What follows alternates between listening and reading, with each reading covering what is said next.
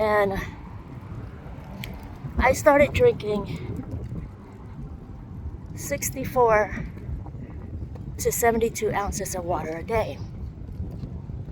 Now, if I walk or if I hike, if I do strength training, then I increase that.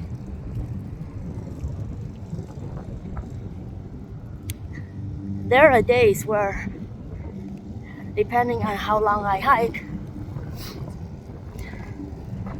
I have to drink over a gallon of water. And look at me. I'm only 5 feet, 105 pounds. Yeah, I lost 2 pounds. It's all this water weight, man. Anyway, the reason I mentioned that again, I want people to understand that they need to find out, they need to know how much water they take. And water, how people say a long time ago when we were kids, they said you can survive on 3 days or so on water alone. That means you don't need food. Food is not what keeps you alive, it's water. Water keeps you alive. That means water is more important than food. So if you want to stay healthy, you need to have the right amount of water.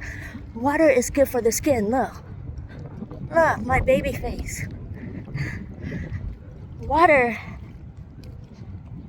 your body makes up like 80% of water. So if you don't have enough water, then your body is not functioning properly. And 20% of the water goes into your brain. So, I think they said 20% of water and food goes into your brain. So if you're not getting enough water, your brain is not functioning properly.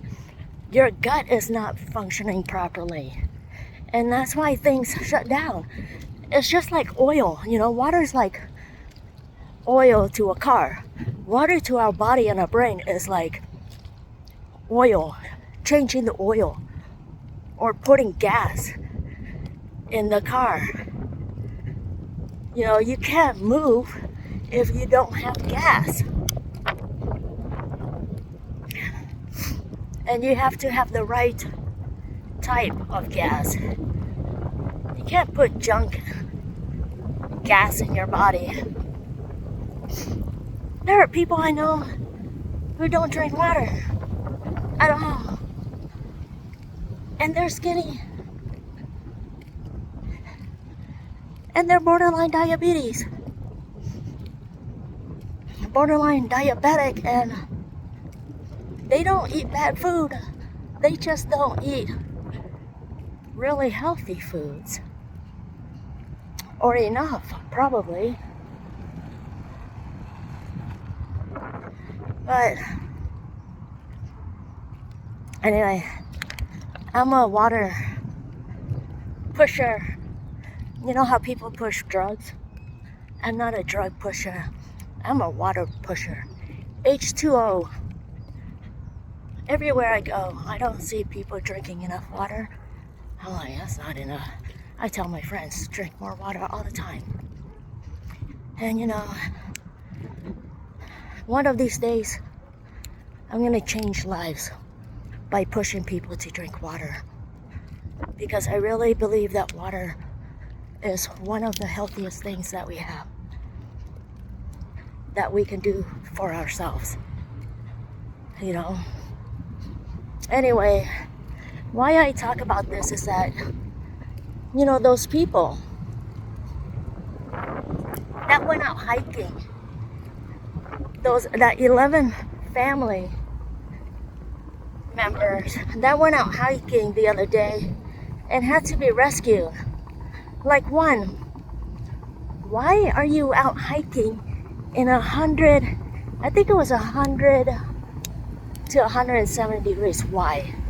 Did you see me go out hiking and inside 100 degrees? No, because I'm not that dumb.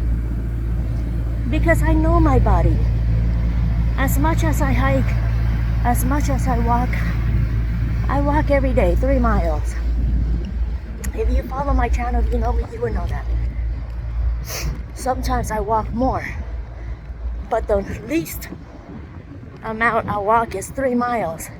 More is better, but no less than 3 miles. And I walk in different temperatures. I know how my body functions. So, like I said, 90 degrees, I'll take 1 bottle of water. 100 degrees, I'll take 21 ounces. And I freeze my water so that when I'm walking, it starts melting. And by the time I'm done, the water, it's either gone or it got hot. But I don't hike in 100 or 170 degrees because out in the mountains at 100 degrees here, the mountains will be like 120 degrees because of all that heat, the sun bouncing off of the rocks and the dirt. There's no shade. And I saw these people and they were not prepared at all. And you know, you can't just go out and start hiking in 100 degrees. You actually have to train for that. I tried training for that. I think a few years ago I started hiking in 90 degrees just to, see what I can do. And it's tough, man. And that's why, and I started getting myself to walk in 100 degrees so that I can acclimate myself in the heat. I've lived in Arizona all my life, and I didn't acclimate to this heat until 2020. When COVID, when the world shut down, and all we could do is walk. So you had no choice. So I acclimated myself to the heat. And you can't just walk out. And I don't know these people. I don't know how much they know. But if you had to you take 11 family members and your kids, I'm probably thinking they don't know that much. I mean, where are they from? We need to interview these people. Like, what were you thinking? What was going through your mind? Why did you put your kids in danger? All of these things. Like, with all the news, with all the Instagram posts, with all the signs, do not hike. The trail is closed. Do not hike. Why are you not reading this? Do you not know how to read? Or you just don't care? And you rather put yourself and your kids and first responders in danger. And yes, I do think that these people should be fined. On top of being rescued, they need to be fined. Because unless you're being fined, you will never learn. Unless you have to shell out a few $100s, you're never gonna learn. So that's how I feel about that.